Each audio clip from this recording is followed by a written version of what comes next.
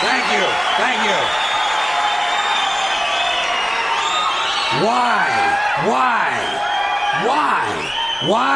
Why is it that most of the people who are against abortion are people you wouldn't want to fuck in the first place, huh?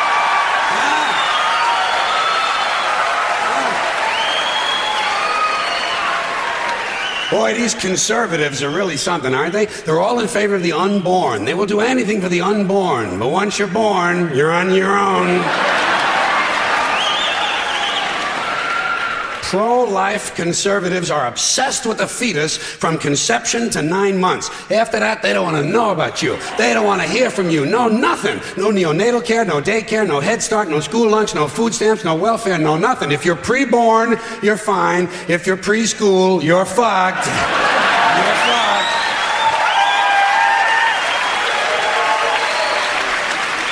Conservatives don't give a shit about you until you reach military age. Then they think you are just fine, just what they've been looking for. Conservatives want live babies so they can raise them to be dead soldiers. Pro-life. Pro-life. These people aren't pro-life, they're killing doctors. What kind of pro-life is that? What, they'll do anything they can to save a fetus, but if it grows up to be a doctor, they just might have to kill it? They're not pro-life. You know what they are? They're anti-woman. Simple as it gets. Anti-woman. They don't like them. They don't like women. They believe a woman's primary role is to function as a broodmare for the state. Pro-life. You don't see many of these white anti-abortion women volunteering to have any black fetuses transplanted into their uteruses, do you? No, you don't see them adopting a whole lot of crack babies, do you? No, that might be something Christ would do. And you won't see a lot of these pro-life people dousing themselves in kerosene and lighting themselves on fire. You know, morally committed religious people in South Vietnam knew how to stage a goddamn demonstration, didn't they? Huh? Hey. They knew how to put on a fucking protest. Light yourself on fire! Come on, you moral crusaders, let's see a little smoke to match that fire in your belly. Here's another question I have. How come when it's us, it's an abortion, and when it's a chicken, it's an omelet?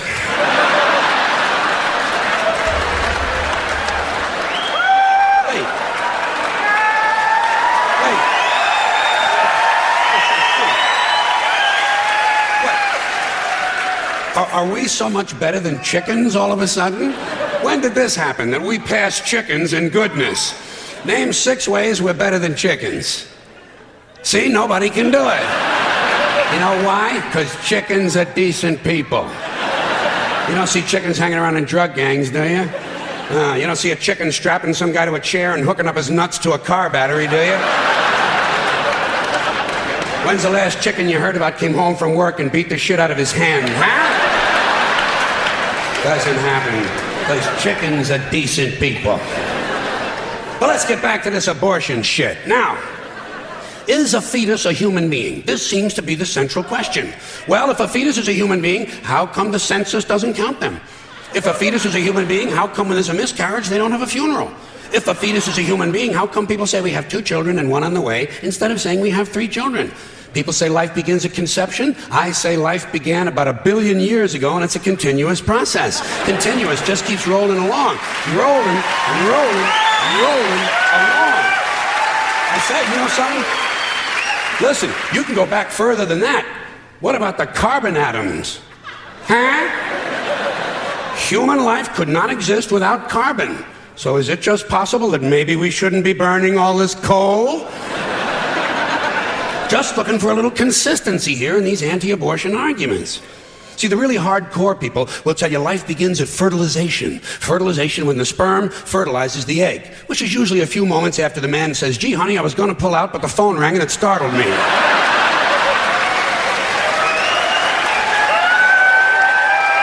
Fertilization.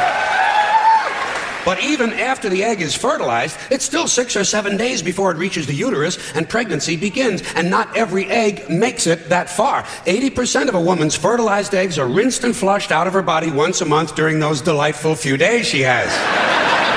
They wind up on sanitary napkins, and yet they are fertilized eggs. So basically what these anti-abortion people are telling us is that any woman who's had more than one period is a serial killer.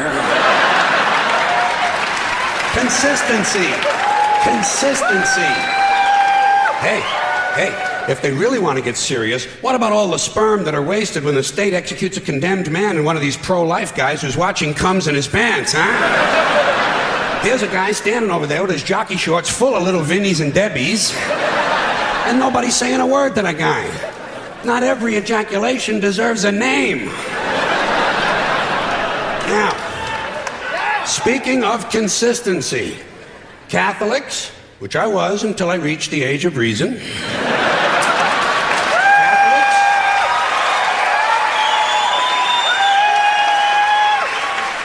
Catholics and other Christians are against abortions, and they're against homosexuals. Well, who has less abortions than homosexuals? Leave these fucking people alone, for Christ's sakes. Here is an entire class of people guaranteed never to have an abortion. And the Catholics and Christians are just tossing them aside. You'd think they'd make natural allies.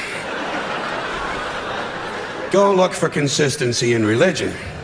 And speaking of my friends, the Catholics, when John Cardinal O'Connor of New York and some of these other cardinals and bishops have experienced their first pregnancies and their first labor pains and they've raised a couple of children on minimum wage, then I'll be glad to hear what they have to say about abortion. I'm sure it'll be interesting. Enlightening, too. But in the meantime, what they ought to be doing is telling these priests who took a vow of chastity to keep their hands off the altar boys. Keep your hands to yourself, Father. You know? When Jesus said, "Suffer the little children, come unto me," that's not what he was talking about.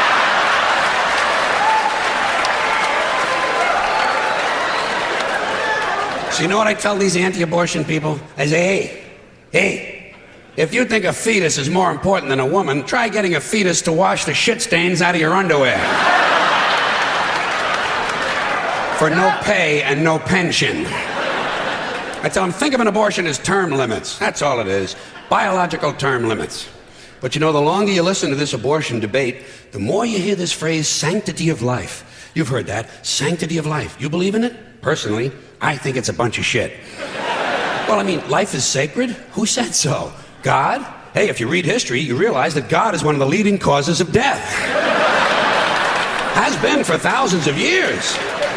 Hindus, Muslims, Jews, Christians, all taking turns killing each other because God told them it was a good idea. The sword of God, the blood of the Lamb, vengeance is mine. Millions of dead motherfuckers. Millions of dead motherfuckers, all because they gave the wrong answer to the God question. You believe in God? No. Dead. You believe in God? Yes. You believe in my God? No. Dead. My God has a bigger dick than your God.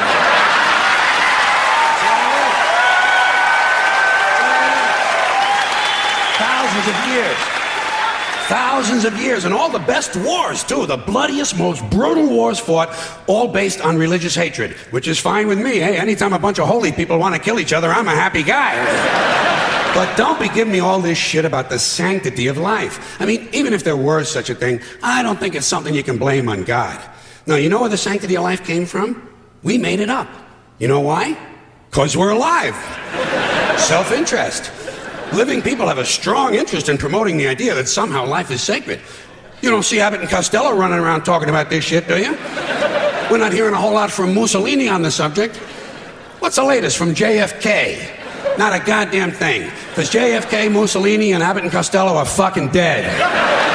They're fucking dead. And dead people give less than a shit about the sanctity of life.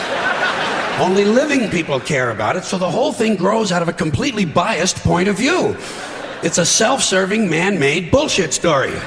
It's one of these things we tell ourselves so we'll feel noble. Life is sacred. Makes you feel noble. But let me ask you this. If everything that ever lived is dead, and everything alive is gonna die, where does the sacred part come in? I'm having trouble with that. Because, I mean, even with this stuff we preach about the sanctity of life, we don't practice it. We don't practice it. Look at what we kill.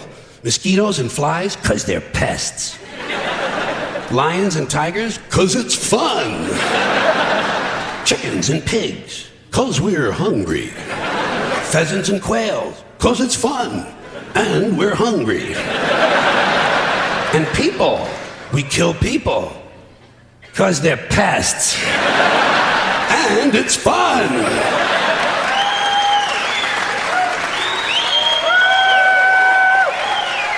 And you might have noticed something else. The sanctity of life doesn't seem to apply to cancer cells, does it? You rarely see a bumper sticker that says, "Save the tumors." Or "I break for advanced melanoma." Ah, viruses, mold, mildew, maggots, fungus, weeds, E. coli bacteria, the crabs. Nothing sacred about those things. So at best, the sanctity of life is kind of a selective thing. We get to choose which forms of life we feel are sacred, and we get to kill the rest. Pretty neat deal, huh? You know how we got it? We made the whole fucking thing up!